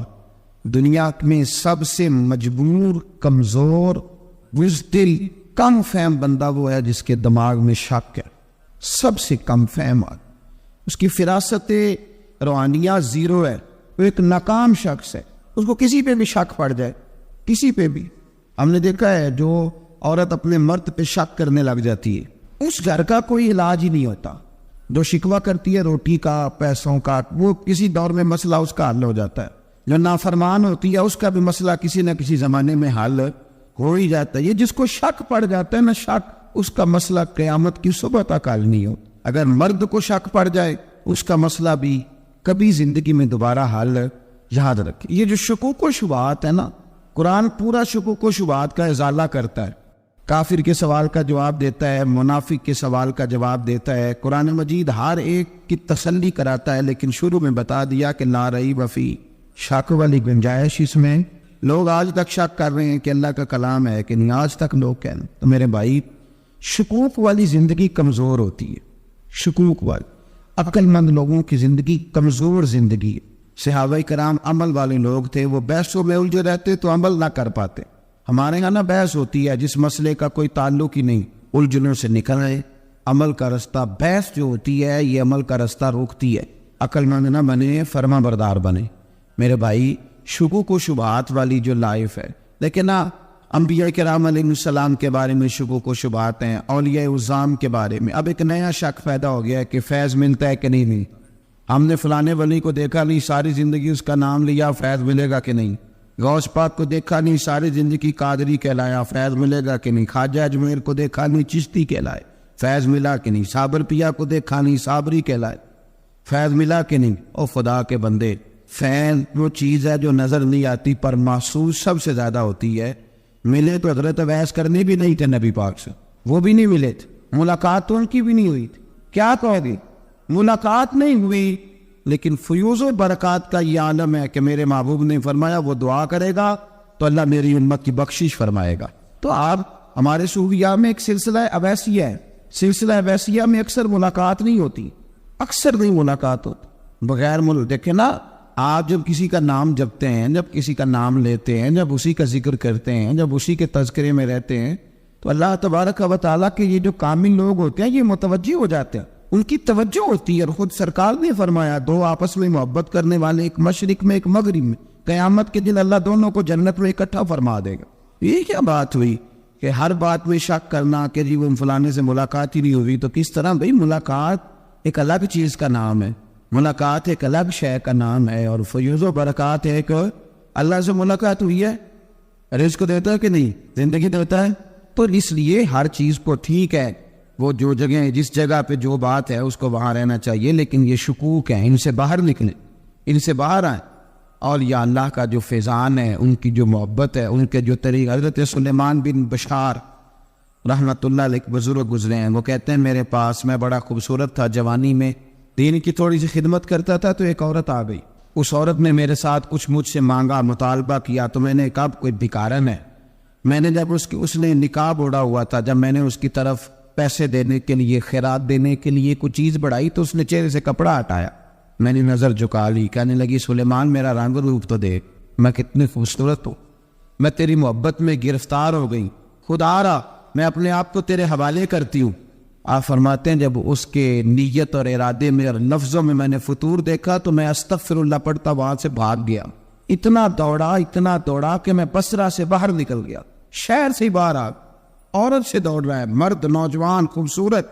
فرماتے عشاء کی اذانیں ہو رہی تھی، نماز پڑھ کے میں مسجد میں سو گیا تو مجھے حضرت یوسف علیہ السلام کا دیدار، جناب یوسف، کہتے میں حضور کا غلام اور غلاموں کا غلام اور صدیوں بعد کا غلام، تو جناب یوسف علیہ السلام میری خواب میں آئے اور کہنے لگے اٹھ جوان، میرے سینے سے لگ، یار تو نے تو نبی پاک کا امتی ہو کے وہ کام کیا ہے جو میں نے نبی ہو کے کیا تھا، اب کام حضرت یوسف والا کیا تھا نا، تو صدیوں اور سالوں اور مہینوں کا فاصلہ بن سکا، تو وہ آ گئے۔ مسئلہ یہ ہے کہ شکوک و شبہات والی زندگی نقصان دیتی ہے۔ حضرت ہمارے سلسلہ مقدسہ میں ایک سلسلہ علویہ ہے جو اعلیٰ حضرت فاضل بریلوی کو حاصل تھا. شاہ عبدالعزیز صاحب محدث دہلوی رحمۃ اللہ تعالیٰ علیہ نے بڑا لکھا مولا علی کی شان پہ، حضرت علی پہ کلام، ان کا ذکر، ان کے تذکرے اس قدر فنا ہو گئے کہ ہر وقت ذکر علی کرتے. فرماتے ہیں مجھے خواب میں حضرت علی کا دیدار ہوا، انہوں نے مجھے بیعت فرمایا اور مجھے اپنے سلسلہ مبارکہ میں اجازت دی. تو شاہ صاحب رحمۃ اللہ علیہ فرمایا کرتے تھے کہ میں نے وہ بہت کم لوگ ہیں جن کو پھر ان میں بیعت فرمایا جاتا ہے، تھوڑے چند لوگ، اور ان کو سلسلہ مبارکہ میں اس میں چند لوگ ہیں. اعلیٰ حضرت کے بعد شاہ رسول ہے، شاہ رسول کے بعد شاہ عبدالعزیز محدث دہلوی، وہ ڈائریکٹ مولا علی شیر خدا سے بیعت. تو مطلب یہ ہے کہ کام شکوک و شبہات سے نکلیں. قرآن نے کہا لا ریب فیہ، قرآن میں شک البتہ وَإِن كُنتُمْ فِي رَيْبٍ مِّمَّا نَزَّلْنَا عَلَىٰ عَبْدِنَا، بندے کچھ شک کرتے ہیں، اگر انہیں شک ہو تو وہ اس طرح کریں کہ فَأْتُوا بِسُورَةٍ مِّن مِّثْلِهِ، پھر اس کی مثل ایک صورت لے کے آئیں، اور وَادْعُوا شُهَدَاءَكُم مِّن دُونِ اللَّهِ إِن كُنتُمْ صَادِقِينَ، سارے بے شک اپنے حمایتی بلا لیں اگر وہ سچیں. شک والی دنیا سے باہر نکل آئیں، حقیقت والی دنیا کو قبول کریں. شکوک و شبہات کا ازالہ نہیں ہوتا، شک دوسرے شک کو جنم دیتا ہے، نقص دوسرے نقص کو جنم دیتا ہے، غلطی دوسری غلطی کو جنم دیتی. اور انسان جب تک شکوک کی، میں نے آپ کو کہہ دیا کہ ہر گھر بس سکتا ہے، ہر گھر، ہر عورت کے صحیح ہونے کی امید ہوتی ہے، پر جس بی بی کو اپنے خامند کے کردار پہ شک ہو وہ بی بی کبھی مطمئن نہیں ہوتی. ہر گھر بس جاتا ہے، لیکن جس خامند کو اپنے بیوی کے کردار پہ شک ہو جائے اس کا کبھی اس کے ساتھ سلوک مخلصانہ. شکوک والی زندگی بیماروں کی زندگی ہے، شکوک والی زندگی بیماروں کی زندگی، کمزوروں کی زندگی، بزدلوں کی زندگی. اس لیے حقیقت والی چیز جب تک آپ کے پاس کوئی چیز کلیئر ہو کے نہیں آتی. شریعت اسلامیہ نے بہتان کی سزا رکھی 80 کوڑے. پتہ ہے آپ کو، جس نے ایسے ہی بہتان لگا دیا، دلیل ہی کوئی نہیں، ایسے ہی کہہ دیا کہ جی وہ مجھے شک ہے، جی انہوں نے ایسے کیا، فرمایا اسے کوڑے مارو. شک کی بنیاد پر بہتان ترازی کرتا ہے، کوڑے کی سزا رکھی، 80 کوڑے مارو اس ظالم. یہ شک کر رہا ہے اس کو، جب اس کے پاس دلیل ہی کوئی نہیں. یہاں بڑے بندے ہیں بات کر دیتے ہیں کہتے ہیں وہ ایسا ہوا ہوگا، میں نے ایسا دیکھا تھا، ہوگا، کیا تھا، ممکن ہے. تو یہ شکوک ہے. اس شکوک، یہ سامنے والے کا کچھ بھی نہیں بگڑتا، اس بیچارے کا کیا بگڑنا ہے. یاد رکھیں بڑی خوبصورت بات یہاں حضرت عبداللہ ابن مسعود کی. آپ فرمایا کرتے تھے جب کسی بندے پر بندے شک کرتے ہیں اور ناجائز شک کرتے ہیں، اللہ اس کی عزتوں میں اضافہ فرما دیتا ہے، اللہ اس نشانے عطا کرتا ہے. اپنی زندگی کو بیماریوں سے نکالیں. یہ روحانی بیماری ہے شک، اس سے باہر آنے. یہ ظلم ہے. اولیاء پہ بھی شک، صوفیاء پہ بھی شک، علماء پہ بھی شک، ہر بندے پہ شک، کوئی صحیح نہیں، سارے غلط، میں اکیلا صحیح. اس شک سے باہر آ جائیں. یہ نفسیاتی مریض بنا دے گا، بے سکون کرے گا، بے قرار کرے گا. جس ترتیب سے ہم مسکراتے ہیں، جس ترتیب سے ہم روتے ہیں، جس ترتیب سے ہم کسی بات کا اظہار تشکر کرتے ہیں، خدا ان باتوں سے پاک ہے. اب بہت ساری حدیثوں میں آیا کہ وہ مسکراتا ہے، تو کیا مطلب ہے مسکرانے کا؟ تو علماء تفسیر نے لکھا ہے مسکرانے کا مطلب یہ ہے کہ وہ بڑا ہی راضی ہوتا ہے اپنے بندے سے، بڑا راضی ہوتا ہے. یہ مطلب ایک تو مسکرانے کا مطلب یہ ہے کہ وہ بڑا راضی ہو گیا، بڑا راضی ہو گیا، وہ مسکرا دیا اپنے بندے پہ. اور ایک اس کا معنی خود نبی پاک صلی اللہ تعالی علیہ وسلم نے بیان فرمایا. مسند امام احمد بن حنبل میں حدیث ہے، حضور سید عالم علیہ السلام سے صحابہ نے پوچھا یا رسول اللہ شہید تو بڑے لوگ ہوتے ہیں، شہیدوں میں افضل کون ہے؟ تو اللہ کے حبیب علیہ السلام فرمانے لگے وہ والا بندہ جو ڈٹ گیا تھا کافروں کے مقابلے میں، وہ ہلا نہیں، پوری طرح ڈٹ کے جو لڑا، وہ شہداء میں افضل ہے. حضور فرماتے ہیں وہ جنت کے بالا خانوں میں سیر کرے گا اور رب اسے دیکھ کے مسکرائے گا، رب اسے دیکھ کے مسکرائے گا. اللہ تعالیٰ مسکراتا ہے اسے دیکھ کے. اور اگلے جملے میں حضور نے وضاحت کر دی، فرمایا جب رب دنیا میں کسی پر مسکراتا ہے نا، تو اس کا معنی یہ ہے کہ قیامت میں پھر اللہ اسے حساب کوئی نہیں لے گا. جس پر اللہ دنیا میں مسکرا دیا اس سے کوئی حساب، تو وہ کام ڈھونڈنے چاہیے نا جس سے اللہ مسکرائے. ویسے کبھی ہم ایسا کرتے ہیں کہ نہیں کہ کسی کو راضی کیا جائے؟ یہ کام ہم کرتے ہیں کہ ہماری کمپنی کا جو سربراہ ہے وہ ہم سے راضی رہے، جس ادارے میں ہم پڑھاتے ہیں اس ادارے کا بڑا ہم سے راضی رہے. یہ کرتے ہیں ہم، اس کے لیے کچھ نہ کچھ ہیلے بہانے ہم کرتے ہیں. برادری، قبیلہ، علاقہ، بستی، لوگ کسی طریقے سے ہمارے ساتھ مطمئن رہیں، کرتے ہیں نا یہ سارے کام. اس میں تھوڑی مشکل بھی ہمیں آتی ہے، لیکن کرتے ہیں. کیا کریں؟ گھر میں بھی کئی دفعہ ایسا ماحول بنانا پڑتا ہے. چلیں ایک اور میٹھی مثال دیتے ہیں, زیادہ سمجھ میں آئے گی. چھوٹا بچہ خوش رہے, آپ اس کے لیے محنت نہیں کرتے. وہ چھوٹا ہے, اس کو خوش کرنا فرض ہے ابا پہ, لیکن وہ کہتا ہے کہ میں نے موٹر سائیکل لینا ہے. چھوٹا ہے, چلا ہی نہیں پائے گا, تو ابا پھر اسے راضی کرتا ہے, کہتا ہے بیٹے چھوٹا سائیکل لے لے, چل میں تجھے اڑانے والا جہاز لے دیتا ہوں. مقصود کیا ہے کہ اس کو ناراض نہیں کرنا, یہ روئے نہ, اس کا دل نہ ٹوٹے. ہو یارو سنو نا میں کیا کہہ رہا ہوں. اگر چھوٹے بچے کے لیے وہ چیزیں ڈھونڈتے ہو, میرے ابا جی نا اپنے نواسے کے لیے کھلونا لے کے آئے, تو بچہ بڑا ہی کھیلا, تو ابا جی کہنے لگے لو پیسے پورے ہو گئے میرے بچے کو, پسند بڑا ہے نا, پیسے پورے کر چھڑے نے, دیکھو نا جی کتنا اس کو راضی ہوا ہے. تو انسان کیا کرتا ہے کہ کوشش کرتا ہے. چھوٹا بچہ بھی ناراض رہا ہو تو وہ چیزیں وہ ڈھونڈتا ہے کہ اس کو کیا پسند ہے, چاکلیٹ لے جاؤں, فلاں چیز لے جاؤں, آئس کریم لے جاؤں. تو ایک بچے کے لیے, گھر کے لیے, سربراہ کے لیے اتنی محنت کرتے ہو, تو وہ کام بھی ہمیں ڈھونڈ کے تلاش کرنے چاہیے نا, جسے رب راضی ہوتا ہے, اللہ راضی ہوتا ہے. بتاؤ وہ کون کون سے کام ہیں. نبی کریم صلی اللہ تعالی علیہ وسلم نے ارشاد فرمایا 3 لوگ ہیں جنہیں دیکھ کے رب مسکراتا ہے. یا رسول اللہ صلی اللہ علیہ وسلم وہ کون کون سے؟ تو محبوب فرمانے لگے, ایک وہ بندہ ساری مخلوق سوئی ہے, آدھی رات ہے, رات کا پچھلا پہر ہے, اس نے اٹھ کے وضو کر لیا, مصلی پہ کھڑا ہو گیا خدا کی یاد میں. فرمایا اسے دیکھ کے رب مسکراتا ہے جو اس کی شان کے لائق ہے. مسکراتا ہے اللہ. یہ تو سونے کا ٹائم تھا, یہ تو گہری نیند آنے کا وقت تھا, رات کا پچھلا پہر. رات پوے تے بے درداں نو نیند پیاری آوے, تے درد منداں نو یاد سجن دی سوتیاں وی آن جگاوے. اور ساون کی کالی راتوں میں جب بوندا باندی ہوتی ہے, وہ راتوں کو اٹھ روتے ہیں جب خلقت ساری سوتی ہے. اللہ مسکراتا ہے. اور سننا میرے بھائی, میرے نبی پاک صلی اللہ تعالی علیہ وسلم فرماتے ہیں جب مسلمان نماز کے لیے صفے بناتے ہیں نا, ترتیب لگ رہی ہوتی ہے, اب اللہ کی بارگاہ میں کھڑے ہوں گے, قیام کریں گے, رکوع کریں گے, سجود کریں گے. فرمایا جب مومن صفے بناتے ہیں تو رب دیکھ کے مسکراتا ہے. کمال ہے بے عروج بندگی کا, جب بندے کو دیکھ کے رب مسکرائے. خدا بندے سے خود پوچھے بتا تیری رضا کیا ہے, مسکراتا ہے. اور میرے نبی پاک علیہ السلام فرماتے ہیں جب مجاہد جہاد کے لیے صفیں سیدھی کرتے ہیں, آج تو یہ رب کے نام پہ مرنے ہی آ گئے, یہ صفوں میں کھڑے ہوں گے, ترتیب سے لڑیں گے, ترتیب سے گلا کاٹیں گے کافروں کا یا شہادت لیں گے. فرمایا جب جہاد کے لوگ صفیں بناتے ہیں تو رب انہیں دیکھ کے مسکراتا ہے. کتنے نصیبوں والا وہ بندہ ہے جسے دیکھ کے مسکرا دیا. اور یار کبھی تیرا بیٹا تیرے سامنے مسکرائے نا چھوٹا, تو تیرا دل باغ ہو جاتا ہے. تیری ماں بیمار کسی ایک دن صحیح طرح ہنس پڑے تو طبیعت خوش ہو جاتی.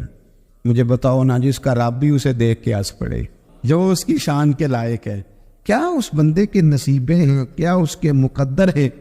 آپ اس مقام پر اپنے آپ کو لائیں. اب دیکھیں نا یہ حدیث ہم نے سن لی, اب ہم نے نا اس طرح صفحے نہیں بنانے جس طرح ساری دنیا, اب ذرا صفحے بھی شوق سے بنائیں گے. اب ذرا تھوڑا سا شوق پیدا کریں گے, بھئی یہ تو میں وہ کام کرنے لگا ہوں جسے دیکھ کے رب مسکراتا ہے. نبی پاک صلی اللہ علیہ وسلم نے فرمایا جب کوئی بندہ توبہ کرتا ہے نا, ہم توبہ کا رٹا لگاتے ہیں, یا اللہ میری توبہ یا اللہ. اور توبہ کا تو مطلب یہ ہے کہ پچھلے گناہوں سے پکی توبہ, آج کے بعد یہ غلطی نہ کرنے کا پکا وعدہ. تو نے ساری شب برات رو کے گزاری ہے, بتا سویرے جھوٹ جوڑنے کا ارادہ ہے تیرا, آج کے بعد رشوت تو نہیں نہ لے گا, ملاوٹ تو نہیں نہ کرے گا, یہ توبہ ہے. اور اگر سارے کام اسی طرح کرنے تو پھر یہ توبہ کا رٹا ہے, جتنا مرضی لگاؤ. حضرت علی بن ربیعہ رضی اللہ تعالیٰ عنہ فرماتے ہیں میں مولا علی کے ساتھ تھا, مقام حرہ کی طرف جا رہے تھے, حضرت علی نے ہاتھ اٹھا کے دعا مانگی ہماری تعلیم کے لیے, ورنہ حضرت علی ہم صحابہ کو محفوظ عن الخطا تو مانتے ہیں نا. ہاتھ اٹھا کے کہا اے اللہ ہمارے گناہ بخش دے, تیرے علاوہ کوئی معاف کرنے والا نہیں. اور پھر حضرت علی آسمان کی طرف دیکھا اور دیکھ کے نا حضرت علی بن ربیعہ کو تو مسکرائے. حضرت علی بن ربیعہ کہنے لگے حضور مسکرائے کیوں؟ وہ فرمانے لگے ایک دن میں حضور کے ساتھ اسی طرح آیا تھا, اسی طرح حضور نے دعا فرمائی تھی ہماری تعلیم کے لیے, اور پھر حضور مجھے دیکھ کے مسکرائے تھے اور فرمایا جب کوئی بندہ رب کی بارگاہ میں اس طرح استغفار کرتا ہے تو رب مسکراتا ہے, اور مسکرا کے فرماتا دیکھ لو میرے بندوں کو پتا ہے کہ میرے علاوہ معاف کرنے والا کوئی نہیں, انہیں پتا ہے. تم اس کی بارگاہ میں رجوع تو لاؤ, آیا تو صحیح تو آنسو لے کر. اقبال کہتے ہیں کہ موتی سمجھ کے شان کریمی نے چن لیا, قطرے دو گرے میرے ار کے انفال کے. 2 महीने आंसू बहाए थे तो उसके कर्म ने तो मोती समझ के चुन लिए। सुनो ना हुजूर, इस इस्तिगफार को अल्लाह को यार रात को तौबा करके सोना चाहिए हमें। कुछ गलतियां हम करना नहीं चाहते पर हमसे हो जाती हैं, कुछ दिल हम तोड़ना नहीं चाहते पर वो टूट जाते हैं, हमारी मजबूरी होती है टूट जाते। रात को उसकी बारगाह में हाथ बांध के कशकोले तलब दराज करके खूब इस्तिगफार पढ़ना चाहिए कि मालिक बंदे हैं ना, क्या करें, नफ्स का साथ है, दुनिया का साथ है, ख्वाहिशात नफसानियां, मालिक माफ कर दे। दर्द से तौबा, रस्म ना हो, कहानी ना हो, लफ्ज ना हो, जुमले ना हो, और जनाब ऐसे लोगों के बीच बड़े हाथ बांध के और बड़ा कोई जरूरत नहीं, आप अकेले अपनी चारपाई पे बिस्तर के अंदर मुंह दे के अभी दर्द से कहेगा ना माफ कर दे तो वो तो मेहरबानी बड़ा है। मेरे नबी पाक सल्लल्लाहु अलैहि वसल्लम मिसाल देते, फरमाया एक आदमी सहरा में जा रहा, सहाबा से हुजूर खिताब कर रहे हैं, फरमाया एक आदमी सहरा में जा रहा था, उसने अपनी ऊँटनी पे खाना पानी पैसे हर चीज रखी हुई थी।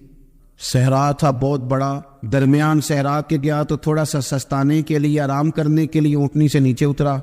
अब उसने ऊँटनी की लगाम, ऊँटनी की नकेल अपने सराहने के नीचे रखी, हाथ के साथ पकड़ी और सो गया। थोड़ी ही देर के बाद जब उसकी आंख खुली तो देखा ऊँटनी गायब है। सहरा में वो पैदल ना आगे जा सकता है, ना पीछे जा सकता है, ना दाएं ना बाएं, खाने को रोटी नहीं, पीने को पानी का कतरा नहीं, थोड़ा इधर भागा उधर भागा, थक गया। करीम महबूब फरमाते हैं वो पूरी तरह निढाल हो गया और मायूस हो गया, माज़अल्लाह मायूस हो के दोबारा उसी जगह आके लेट गया जहां पहले लेटा था, इंतजार करने लगा कि अब मौत ही आएगी, आखिरी वक्त है, अब ना मैं पैदल ये सहरा क्रॉस कर सकता हूँ, ना पीछे जा सकता हूँ, ना खाना है ना पानी है, सिवाय मौत के कोई सहारा नहीं। हुजूर फरमाते हैं वो रास्ते में दोबारा लेट गया, अचानक उसने रुख बदला तो ऊँटनी सामने खड़ी थी। हुजूर ने सहाबा से पूछा बताओ ना उसे भला कितने को खुशी होगी। या रसूल अल्लाह जी से नई जिंदगी मिल गई है। आप देखें ना सारे डॉक्टरों ने कह दिया कि इसके तो गुर्दे मेदा जिगर हर चीज खत्म है, घर ले जाओ खिदमत करो, हर तरफ परेशानी है। वो बंदा भी समझ गया है कि आखिरी वक्त आ गया, कल जाऊं परसों जाऊं, तैयारी हो गई, सब लोग आ गए, बाहर वाले भी आ गए, ये माहौल एक अजीब रंग इख्तियार कर गया। अचानक एक डॉक्टर ने आके कहा नहीं नहीं गलती लग गई थी, मुझे बताइए अंदाज क्या होता है, बगैर दवाई के बंदा उठ के खड़ा नहीं हो जाता। ओ मैं तो बच गया। नबी पाक सल्लल्लाहु अलैहि वसल्लम फरमाने लगे उसकी ऊँटनी मिल गई, बताओ भला उसे कितनी खुशी होगी। या रसूल अल्लाह वो तो दोबारा दुनिया में आ गया। हुजूर फरमाने लगे उसे कुछ भी खुशी नहीं हुई। जब कोई रब का गुनाहगार बंदा आके तौबा करता है, रब को इससे कहीं गुना ज्यादा खुशी होती है। मेरा बंदा आ गया, मेरा बंदा आ गया, मेरे घर आ गया, उसने आंसू बहाए हैं, उसने कहा अल्लाह मैं तेरा ही रिज़्क खाता हूँ, तेरी ही ज़मीन पे रहता हूँ, तेरे नाम से मेरी सांसें चलती हैं। वो आ गया, फरमाया उस ऊँटनी वाले से ज़्यादा रब को खुशी होती है जब गुनाहगार आके तौबा करे। गुनाहगारों के आंसू उसकी बारगाह में बड़े मकबूल हैं, लेकिन हम रस्म अदा करते हैं, तौबा नहीं करते। हम अपने आप के साथ धोखा करते हैं, झूठ बोलते हैं। हम बंदा कोई नाराज हो जाए तो हमें को नहीं नींद आती, उसके घर चले जाते हैं। हम अपने सारे रिश्ते को ताल्लुकात को मेंटेन करके रखने के आदी हैं। हमें पता है कि वहां मैं नहीं जा सका तो बेटा भेजता हूँ, फलां शादी पे मैं नहीं जा सका तो भतीजा भेजता हूँ, भाई भेजता हूँ, हर ताल्लुक का हमने ख्याल रखा कोई रूठ ना जाए। लेकिन कमाल है ना, ये नहीं सोचा कि अगर रब रूठ गया तो जब वो रूठ जाए ना तो सारे रिश्ते भी बंदे के पास मौजूद हों तो कोई करामत नहीं होती, फिर करोड़ों रुपया जेब में हो तो डॉक्टरों की दवाइयां असर नहीं करती। वो रूठ जाए तो फिर इंसान इस तरह से फिसलता है कि बड़े बड़े उसके पास दरवाजे होते हैं पर किसी जगह उसका हाथ नहीं लगता। खुदारा ख्याल करें, दुनिया रूठती है तो रूठ जाए, रब रसूल नाराज ना होने पाए, इसका ख्याल करें। हुजूर फरमाते वो मुस्कुराता है, उसे खुशी होती है जब कोई उसका बंदा उसकी तरफ रुजू करता है। मेरे अजीजों, रसूल पाक सल्लल्लाहु ताला अलैहि वसल्लम ने उन लोगों के तज़किरे किए जिन्हें देख के रब मुस्कुराता है। हम ना गुनाहगारों पर भी फतवा देने में जल्दी करते और नेकी पर बिशारत देने में भी जल्दी करते हैं, हालांकि ये हमारी जिम्मेदारी नहीं। पता नहीं अल्लाह ताला किसको कब तौफीक तौबा दे के अपने करीब कर ले, लेकिन बड़ी जल्दी है, बड़ी जल्दी फतवा देने में। और ये फतवा सिर्फ मुफ्तियों का नहीं रह गया, ये मेरी तरह के आपकी तरह के ढेरों लोग हैं जिन्होंने जेब में फतवे डाले हुए। भाई आपने क्यों जिम्मेदारी ले ली है जन्नत में दाखिल करने की और निकालने की? ये तो मेरे रब करीम का करम है, वो जिसको चाहे जब चाहे जितना चाहे अता करे। लेकिन कुछ लोग ना बड़े पक्के हो गए हैं कि शायद جو میں سوچ رہا ہوں وہی درست ہے. کبھی کبھی کچھ چیزیں عجیب بھی ہوتی ہیں, لہذا خدا کی رحمت پر بھروسہ کر کے بات کرنی چاہیے. اپنی مرضی کے فتوے نہیں داغنے چاہیے. وہ دیکھو جی فلانا بندہ یوں کر رہا ہے, آپ کو پتہ ہی نہیں پوری بات کا, آپ کو علم ہی نہیں پوری بات کا. حضرت بہاؤاللہ نقشبند بخاری رحمۃ اللہ علیہ فرماتے ہیں میں حج کرنے گیا تو وہاں میں نے ایک آدمی کو کروڑوں کا کاروبار کرتے دیکھا, تو میرے دل میں خیال ہے یہاں بھی اللہ اللہ کرنی چاہیے تھی, دنیا داری کر رہا ہے. لیکن فرماتے ہیں حج سے فارغ ہوئے تو میں نے دیکھا وہی بندہ سارا کچھ رب کی بارگاہ میں خیرات کر رہا ہے, اور سینکڑوں غریب حاجی ہیں جن کو پورے پورے خرچے دے رہا ہے. تو میں نے وہی اپنی سوچ سے توبہ کی کہ میں کہاں تھا. بڑی جلدی کھڑے نہ ہو جائیں. حضرت حسن بصری رحمۃ اللہ تعالیٰ علیہ ارشاد فرماتے ہیں کہ میں دریا کے کنارے گیا تو وہاں میں نے ایک شخص کو دیکھا, وہ اپنی ایک خاتون کی گود میں سر رکھ کے بیٹھا اور قریب ایک بوتل بھی پڑی ہے. میرے دل میں معاذ اللہ خیال آیا کہ دیکھو کس انداز میں ایک عورت کے ساتھ یہ ہے, اور پاس بوتل بھی پڑی ہے, جانے شراب ہے. کہتے میں سوچ ہی رہا تھا کہ اچانک کی کشتی آ رہی تھی دریا میں, وہ ہجکو لے کھائے, کشتی میں 4-5 لوگ تھے, وہ دریا میں ڈوبنے لگے. وہ آدمی تیزی سے اٹھا, دریا میں چھلانگ لگائی, پہلے ایک کو نکالا, پھر دوسرا نکالا, پھر تیسرا نکالا, ایک بندہ رہ گیا. کہنے لگا حضور مجھے تو آپ نے گناہگار سمجھا, میں تو بڑے غلط انداز میں یہاں بیٹھا ہوں, آپ نے جو سوچا چلیں یہ چوتھا بندہ آپ نکال لائیں. کرے نا یہ کام, کرے نا یہ کام, بڑے بھیلے بھالے بڑے اللہ والے, ریاض آپ کو بس ہم ہی جانتے ہیں, اتنی جلدی فتویٰ. حضرت حسن بصری فرماتے ہیں میں پشیمان ہوا, میں نے کہا مجھے تیرنا نہیں آتا, تو دیر نہ کر, چوتھا ڈوب نہ جائے. کرتے اس نے چھلانگ لگائی, چوتھا بھی نکال لایا, اور کہنے لگا حضرت آپ نے جلدی کی سوچنے میں, یہ بی بی میری ماں ہے اور یہ سرکے کی بوتل ہے. ہم ماں بیٹے کا یہ مشغلہ ہے کہ یہ وہ جگہ ہے جہاں آ کے لوگ مسافر اترتے ہیں, اور یہاں سے کسی کا گھر 100 میل ہے, کسی کا 200 میل ہے. ہم صبح سرکہ کھجوریں روٹیاں لے کے یہاں آتے ہیں, مسافروں کی نوکری کرتے, کوئی پریشان ہو تو مدد کرتے ہیں. حضرت خواجہ حسن بصری فرماتے ہیں میں نے معافی مانگی, ان سے بھی مانگی, رب سے بھی مانگی. انہوں نے مانگ لی نا بزرگ تھے, پر ہم کو نہیں تیار مانگنے کو. ہم ہر وقت بدگمانیاں, وہ فلانا فلانے جرم کرتا تھا, میں اسے اب کیسے نیک مان لوں. بھائی اب وہ نمازی ہے, خدا کے گھر آتا جاتا ہے, اب اللہ کی بارگاہ میں حاضر ہوتا ہے, جب رب نے معاف کر دیا تو بھی سوچ بدل جا. سنیں حضور کیا فرماتے ہیں. نبی پاک صاحب اللہ صلی اللہ تعالی علیہ وسلم فرماتے ہیں, مسند امام احمد بن حنبل دیکھیے, فرمایا رب اس وقت بڑا ہی مسکرائے گا جب قاتل بھی جنت میں جائے گا, مقتول بھی جنت میں جائے گا. یا رسول اللہ مقتول تو گیا, یہ قاتل کیسے چلا گیا؟ حضور فرماتے ہیں جائے گا, اور جائے گا اور رب مسکرائے گا جو اس کی شان کے لائق ہے. یا رسول اللہ کس طرح؟ تو نبی پاک صلی اللہ علیہ وسلم فرمانے لگے اس نے ایک مومن کو قتل کیا تھا, وہ شہید ہو کے جنت میں چلا گیا. اب اللہ نے بعد میں اسے توبہ کی توفیق دے دی. پہلے اس نے کلمہ پڑھا, پھر یہ میدان میں اترا, کافروں سے لڑا, یہ شہید ہوا, رب نے اسے بھی جنت دے دی. قاتل بھی جنت میں, مقتول میں جنت میں. اور بات اتنی انوکھی ہے کہ رب دیکھ کے مسکرا رہا ہے جو اس کی شان کے لائق ہے. ہم جلدی میں ہیں, ہم انتظار نہیں کر رہے کہ شاید توبہ کر جائے, ہم انتظار نہیں کر رہے. لیکن میرے عزیز اتنی جلدی نہ کرے. سوچوں کا صاف ہونا, ذہنوں کا پاک ہونا, اور لوگوں کے بارے میں گمان کا اچھا ہونا. آپ کسی نفسیات کے ڈاکٹر کے پاس چلے جائیں, اسے کہیں ٹینشن بڑی ہے, میں ان کے مضامین پڑھتا رہتا ہوں, وہ سب سے پہلا سبق آپ کو یہ پڑھائیں گے کہ اچھا سوچا کریں. اچھا سوچنے سے بندہ تندرست رہتا ہے. کس سے بندہ تندرست رہتا ہے؟ ہاں جی واقعی, یعنی اس والے پڑوسی کے بارے میں بھی اچھا سوچنا ہے گھر میں, اس والے کے بارے میں بھی, چھوٹے بھائی کے بارے میں بھی اچھا سوچنا ہے, اور بڑے کے بارے میں بھی اچھا ہی سوچنا ہے. ناظرین, آب حیات کیا ہے؟ یہ کہاں واقع ہے؟ کیا اس سے پینے والا قیامت تک زندہ رہتا ہے؟ حضرت خضر علیہ السلام کون تھے؟ کیا حضرت خضر علیہ السلام نے آب حیات پیا ہے؟ کیا حضرت خضر علیہ السلام ہمیشہ زندہ رہیں گے؟ دنیا میں کتنے لوگوں نے آب حیات پیا ہے؟ سکندر اعظم نے آب حیات پینے سے کیوں انکار کیا تھا؟ آب حیات محض ایک خیال یا افسانہ ہے یا اس کی کوئی حقیقت بھی ہے؟ یہی ہماری آج کی ویڈیو کا موضوع ہوگا. اور آج کی اس ویڈیو میں ہم آپ کو آب حیات کے بارے میں مستند معلومات فراہم کریں گے.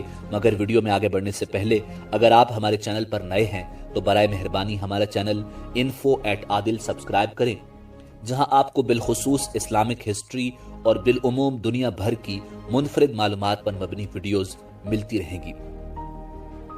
ناظرین، اس حقیقت کے باوجود کہ ہر ذی روح کو موت کا ذائقہ چکھنا ہے، حضرت انسان ہمیشہ سے ابدی زندگی کی تلاش میں رہا ہے اور اس کی اشد خواہش رہی ہے کہ وہ موت جیسی حقیقت سے چھٹکارا حاصل کر لے۔ ہمیشہ جوان اور حیات رہنے کی تمنا میں انسان ایسے کسی چشمے کی کھوج میں رہا ہے کہ جس کا پانی پی کر حیات ابدی حاصل ہو سکے۔ بے شمار قصے، کہانیوں اور داستانوں میں اس چشمہ آب حیات کا ذکر ملتا ہے۔ ناظرین، آب حیات دراصل فارسی زبان کا لفظ ہے جس کے معنی آب بقا، آب دوام یا آب امر ہیں۔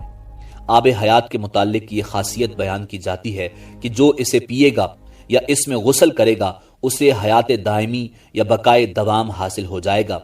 آب حیات کا تصور بہت قدیم ہے۔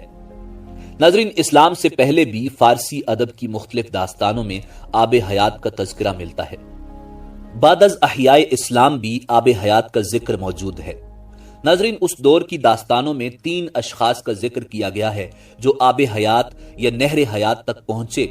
ان میں حضرت خضر علیہ السلام، حضرت الیاس علیہ السلام اور حضرت ذوالقرنین علیہ السلام شامل ہیں۔ ناظرین، داستانوں کے بیان کے مطابق آب حیات حضرت خضر علیہ السلام اور حضرت الیاس علیہ السلام کو نصیب ہوا اور یوں وہ حیات دائمی کے حامل ہو گئے۔ یہ ایک ایسا مسئلہ ہے جس کے بارے میں یہ طے کرنا بہت مشکل ہے کہ آیا آب حیات کا کوئی وجود تھا، ہے یا نہیں، اور حضرت خضر علیہ السلام سے اس کا کیا تعلق ہے۔ اس ضمن میں مفسرین اور محدثین مختلف آراء رکھتے ہیں۔ کچھ کے مطابق یہ روایت صحیح ہے کہ خضر علیہ السلام نے چشمہ حیات یا نہر حیات سے پانی پیا اور وہ حیات ہیں، جبکہ کچھ اس سے اختلاف رکھتے ہیں۔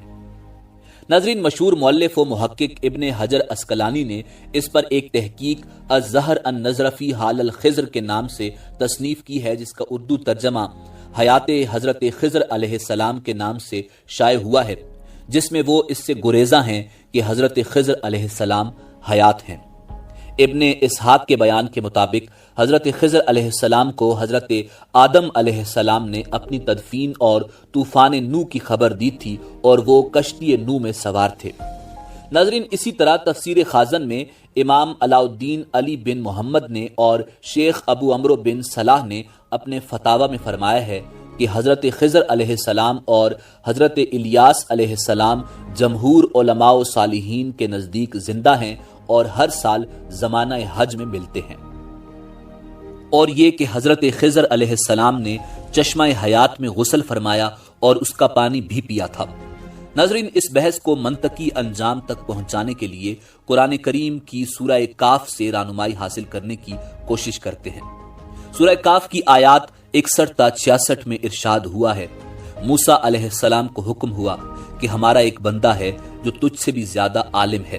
موسیٰ علیہ السلام نے عرض کی، پروردگار میں اس تک کیسے پہنچوں؟ حکم ہوا جہاں 2 دریا ملتے ہیں وہاں، ساتھ ہی یہ حکم بھی ملا کہ اپنے ساتھ ایک مچھلی نمک آلودہ لے لیں، جہاں وہ مچھلی گم ہو جائے وہیں ہمارا وہ بندہ ملے گا۔ چنانچہ جب موسیٰ علیہ السلام مجمع البحرین، وہ جگہ جہاں بحیرہ روم و فارس آپس میں ملتے ہیں، نہر حیات کے نزدیک پہنچے تو ایک چٹان کے قریب کچھ دیر آرام کرنے کی غرض سے لیٹ گئے۔ مچھلی آپ کے ساتھی یوشع بن نون کی زنبیل میں تھی۔ پانی کے قطرے جیسے ہی اس پر پڑے وہ بحکم خدا زندہ ہو کر پانی میں غوطہ زن ہو گئی اور ایک سوراخ کے ذریعے بشکل سرنگ پانی میں اترتی چلی گئی۔ جب موسیٰ علیہ السلام وہاں سے روانہ ہو کر کچھ دور گئے تو یوشع سے پوچھا کہ مجھے بھوک لگی ہے، وہ مچھلی لے آؤ۔ یوشع نے کہا، وہ مچھلی تو جہاں ہم نے آرام کیا تھا وہیں عجب انداز سے جست لگا کر پانی میں غائب ہو گئی، اور آپ کو بتانا مجھے شیطان نے بھلا دیا۔ موسیٰ علیہ السلام نے کہا، پس واپس چلو، اسی جگہ کی ہمیں تلاش تھی۔ جب آپ واپس لوٹے تو دیکھا کہ ایک بندہ خدا وہاں بیٹھا ہوا ہے۔ آپ علیہ السلام نے بعد السلام کہا کہ میں موسیٰ ہوں، بنی اسرائیل کا نبی۔ تفسیر ابن کثیر کی جلد سوم کے مطابق وہ خدا کا نیک بندہ حضرت خضر علیہ السلام تھے۔ ناظرین، اس کے بعد کی تفصیل عام ہے کہ آپ علیہ السلام نے حضرت خضر علیہ السلام کے ساتھ سفر کیا اور انہوں نے کہا کہ موسیٰ جو عمل میں کروں آپ سوال نہیں کریں گے۔ آج کی ویڈیو میں ہم اس تفصیل میں نہیں جائیں گے کیونکہ اپنے ناظرین کو بس یہیں تک لانا مقصود تھا۔ یہاں قابل غور بات یہ ہے کہ نہر حیات کے پانی میں خدا نے یہ تاثیر رکھی تھی کہ مردہ مچھلی پر اس پانی کے چھینٹے پڑنے سے وہ بحکم خدا زندہ ہو کر پانی میں غائب ہو گئی، جبکہ حضرت خضر علیہ السلام تو وہاں پر مقیم تھے۔ تو کیا آپ اس پانی سے مستفید نہیں ہوئے ہوں گے؟ یہ اللہ کی نشانیاں ہیں، بے شک جو وہ چاہتا ہے وہی ہوتا ہے۔ ناظرین، آب حیات اور حضرت خضر علیہ السلام کا واقعہ حضرت ذوالقرنین علیہ السلام سے بھی وابستہ ہے۔ حضرت خضر علیہ السلام حضرت ذوالقرنین علیہ السلام کے خالہ زاد بھائی، وزیر اور علم بردار رہے ہیں۔ یہ حضرت سام بن نوح علیہ السلام کی اولاد میں سے ہیں۔ مختلف تواریخ میں یہ بیان ملتا ہے کہ حضرت ذوالقرنین علیہ السلام نے پرانی کتابوں میں پڑھا تھا کہ سام بن نوح علیہ السلام کی اولاد میں سے ایک شخص چشمہ حیات سے پانی پی لے گا تو اس کو موت نہ آئے گی، اس لیے حضرت ذوالقرنین علیہ السلام نے اس کی تلاش میں مغرب کا سفر کیا۔ حضرت ذوالقرنین علیہ السلام کے علم میں یہ بات آئی کہ چشمہ حیات اندھیرے راستوں میں موجود ہے، جسے آج سائنس بلیک ہول کہتی ہے، اور وہاں 360 چشمے ہیں۔ لہٰذا ذوالقرنین علیہ السلام نے اپنے لشکر سے 360 افراد منتخب کیے اور ہر ایک کو ایک مچھلی دے کر خضر علیہ السلام کی سربراہی میں روانہ کیا۔ تمام لوگوں کو یہ ہدایات دی گئیں کہ ہر فرد اپنی مچھلی کے ساتھ چشمے میں اتر جائے اور واپس آ کر اپنی اپنی مچھلی ظاہر کرے۔ کافی دشواری اور محنت شاقہ کے بعد آخر کار یہ افراد ان چشموں تک پہنچنے میں کامیاب ہو گئے۔ جب واپس آئے تو حضرت ذوالقرنین علیہ السلام نے سب کو اپنی مچھلی جمع کروانے کے لیے کہا۔ سب نے اپنی مچھلی ان کے سامنے پیش کر دی سوائے حضرت خضر علیہ السلام کے۔ ذوالقرنین علیہ السلام نے دریافت کیا تو انہوں نے بتایا کہ میں جب چشمے میں اترا تو مچھلی میرے ہاتھ سے نکل کر پانی میں چلی گئی۔ میں نے غوطہ لگا کر اسے پکڑنے کی بہت کوشش کی مگر ناکام رہا۔ حضرت ذوالقرنین علیہ السلام نے کہا کہ وہ پانی آپ کے مقدر میں تھا۔ ناظرین، تفسیر ساوی کے مطابق حضرت ذوالقرنین علیہ السلام حضرت ابراہیم خلیل اللہ علیہ السلام کے دست حق پرست پر اسلام قبول کر کے مدتوں ان کی صحبت میں رہے، اور حضرت ابراہیم خلیل اللہ علیہ السلام نے ان کو کچھ وصیتیں بھی فرمائی تھیں۔ ناظرین، تفسیر ابن کثیر میں یہ روایت ملتی ہے کہ ذوالقرنین علیہ السلام حضرت ابراہیم علیہ السلام کے دور میں تھے، اور انہوں نے ابراہیم علیہ السلام کے ہمراہ خانہ کعبہ کا طواف بھی کیا۔ اس سے ظاہر ہوتا ہے کہ خضر علیہ السلام بھی ابراہیم علیہ السلام کے دور کے ہیں، جبکہ ایک محتاط اندازے کے مطابق حضرت ابراہیم علیہ السلام اور حضرت موسیٰ علیہ السلام کے درمیان 600 سال سے زیادہ فاصلہ ہے۔ ان تمام حوالہ جات سے یہ نتیجہ سامنے آتا ہے کہ حضرت خضر علیہ السلام کو یا تو عمر طولانی دی گئی تھی یا پھر وہ بحکم خدا بقید حیات ہیں، واللہ عالم۔ ناظرین، اس ضمن میں کچھ علماء، مفسرین و مورخین کی مزید آراء پیش خدمت ہیں۔ امام بدر الدین عینی بخاری نے ان کے متعلق لکھا ہے کہ جمہور کا موقف یہ ہے کہ حضرت خضر علیہ السلام نبی تھے اور زندہ ہیں۔ مصنف بدر الدین العینی کتاب العلم باب ما ذکر فی ذہاب موسیٰ میں لکھتے ہیں کہ خدمت بحر یعنی سمندر میں لوگوں کی رہنمائی کرنا حضرت خضر علیہ السلام کے سپرد ہے۔ اسی طرح تفسیر خازن میں ہے کہ اکثر علماء و مشائخ اس بات پر اتفاق کرتے ہیں کہ حضرت خضر علیہ السلام زندہ ہیں۔ شیخ ابو عمرو بن صلاح نے اپنے فتاوی میں فرمایا کہ حضرت خضر علیہ السلام جمہور علماء و صالحین کے نزدیک حیات ہیں۔ یہ بھی کہا گیا ہے کہ حضرت خضر و الیاس علیہ السلام دونوں زندہ ہیں اور ہر سال زمانہ حج میں ملتے ہیں۔ یہ بھی اسی سے منقول ہے کہ حضرت خضر علیہ السلام نے چشمہ حیات میں غسل فرمایا اور اس کا پانی پیا۔ ناظرین، ایک روایت ہے کہ حضرت عمر رضی اللہ تعالی عنہ کسی کی نماز جنازہ پڑھانے والے تھے کہ ایک آواز سنائی دی، ابھی ٹھہر جائیے۔ جب تک وہ آنے والا نہیں آیا آپ رکے رہے۔ بعد میں جب لوگوں نے دریافت کیا تو آپ نے کہا کہ وہ حضرت خضر علیہ السلام تھے۔ یہ واقعہ بھی تفسیر ابن کثیر کی جلد اول میں نقل ہے۔ ناظرین، کہا جاتا ہے کہ سکندر اعظم کو شوق ہوا کہ وہ آب حیات کا چشمہ تلاش کرے اور اس کا پانی پیے۔ وہ اسے تلاش کرتا کرتا اس تک پہنچ گیا تو اس نے چشمے کے کنارے پر ایک پرندہ پایا جس کے بال اور پر جھڑ چکے تھے، کھال لٹکی ہوئی تھی، چونچ گھس چکی تھی، لنگڑا لنگڑا کر چل رہا تھا۔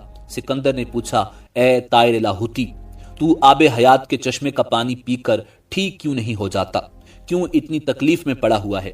طائر لاہوتی نے جواب دیا کہ اسی چشمے کا پانی پی کر تو اس حال کو پہنچا ہوں۔ اب علم ہوا کہ آب حیات ابدی زندگی تو دیتا ہے مگر جوانی نہیں۔ اب بڑھاپے نے میرا یہ حال کر دیا ہے کہ چلنے پھرنے سے لاچار ہوں مگر موت نہیں آتی کہ کچھ راحت پاؤں۔ سکندر نے پانی پینے سے انکار کر دیا اور واپس پلٹ آیا اور 32 سال کی بھری جوانی میں دائی اجل کو لبیک کہا۔ ناظرین، آب حیات کے موضوع پر کچھ فلمیں بھی بنائی جا چکی ہیں اور کئی ناولز بھی لکھے جا چکے ہیں۔ انڈیانا جونز سیریز کی ایک film Indiana Jones and the last crusade بھی ہے، جس میں وہ ہولی گریل یعنی اس گلاس یا پیالے کی تلاش میں نکلتا ہے جو عیسائی روایات کے مطابق وہ گلاس یا پیالہ ہے جس میں حضرت عیسیٰ علیہ السلام نے اپنے مصلوب ہونے والی رات کے کھانے کے بعد مشروب پیا تھا۔ اسی پیالے میں عیسیٰ علیہ السلام کے مصلوب ہونے کے بعد جوزف نے عیسیٰ علیہ السلام کا خون بھی جمع کیا تھا۔ روایت ہے کہ اگر اس پیالے میں کوئی مشروب پی لیا جائے تو وہ آب حیات بن جاتا ہے، واللہ عالم۔ ناظرین، اس موضوع پر ایک ناول ٹک ایور لاسٹنگ بہت دلچسپ ہے اور اس پر والٹ ڈزنی اسٹوڈیو میں ایک بہت خوبصورت فلم بھی بن چکی ہے۔ ناظرین، انسان نے تقریباً ساری دنیا کھنگال ڈالی ہے، بے شمار خفیہ، گرد سرد اور مختلف نمکیات سے پر چشمے بھی مل گئے ہیں مگر جوانی کا چشمہ اور آب حیات نہیں مل سکا۔ علم و تحقیق کے مطابق بڑھاپے یا عمر میں اضافے کا سلسلہ پیدائش کے دن ہی سے شروع ہو جاتا ہے۔ بچے کا بڑا ہو کر بالغ ہونا، پھر بڑھاپے میں قدم رکھنا، جس کے بعد اضافہ عمر کے سبب انسان کی کارکردگی گھٹنے لگتی ہے جو بالآخر موت پر ختم ہو جاتی ہے۔ ناظرین، آج پوری دنیا کے سائنسدان اور ڈاکٹرز موت کے خطرات کو کم کرنے کی دوڑ میں لگے ہیں۔ سب کی کوششیں ہیں کہ کسی طرح انسان کی عمر بڑھا کر موت جیسی حقیقت سے دور کیا جا سکے، مگر بحیثیت مسلمان ہمارا عقیدہ ہے اور قرآن مجید فرقان حمید کہتا ہے، کل نفس ذائقۃ الموت، ہر ذی روح کو موت کا ذائقہ چکھنا ہے۔ اصل چیز زندگی کی امنگ اور طبیعت کی جولانی ہے، جس کے بغیر لمبی زندگی ایک عذاب بن جاتی ہے۔ ہماری تو یہی کوشش ہونی چاہیے کہ دنیا میں ایسے اعمال سر انجام دیے جائیں کہ پھر اللہ رب العزت کے وعدے کے مطابق ایک پرلطف حیات دائمی ہمارا مقدر بن جائے۔ ناظرین، اسی امید کے ساتھ آپ سے اجازت چاہیں گے کہ آپ کو ہماری ویڈیو پسند آئی ہوگی۔ ملتے ہیں لکھ صلات سلام نبی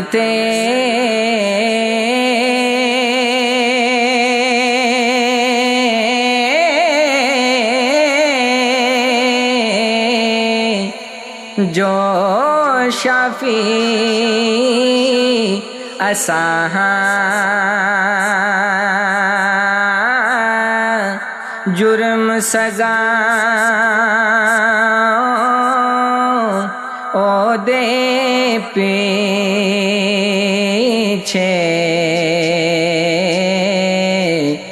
ربا بخش پناہ جرم سزا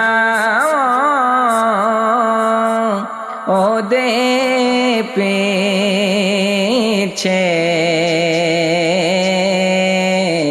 ربا بخش پناہ پاک وجود شریف نبی دا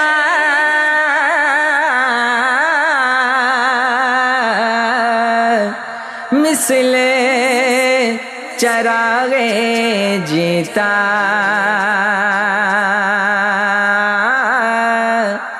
ظلمت کفر جہالت اندر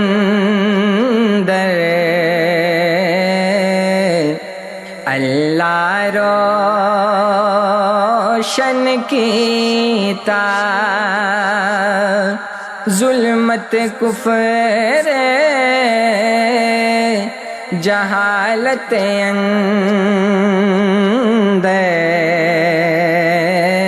اندر اللہ روشن کیتا پکا علم نبی نو دتا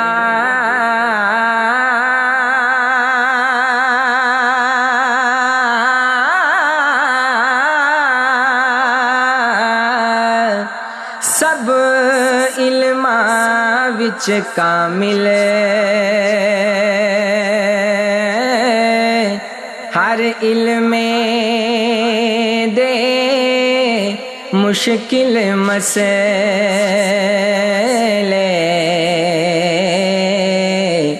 اس تھی ہوں دے حاصل ہر علم دے مشکل مسئلے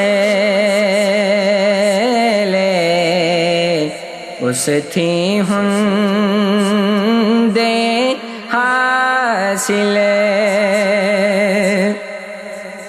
ہے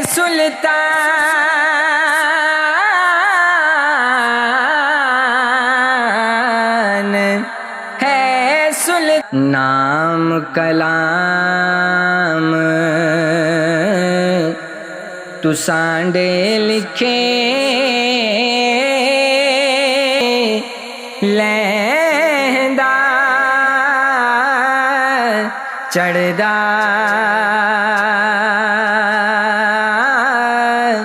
کی ہویا جے کسے نہ ڈیٹھا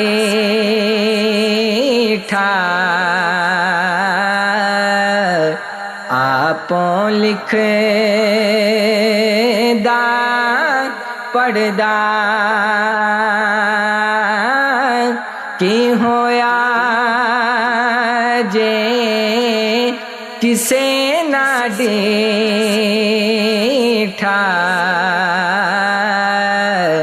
آپوں لکھ دا پڑھدا دور پھرے دیاں نو پھڑے کرے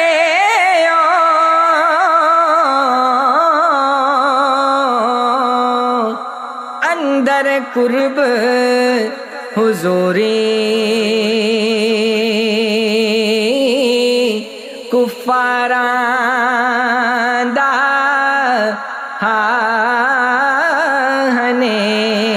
ہنیرا خاص بنایو نوری کفاراں دا ہنیرا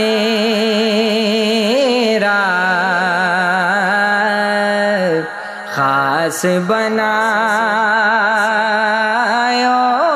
نوری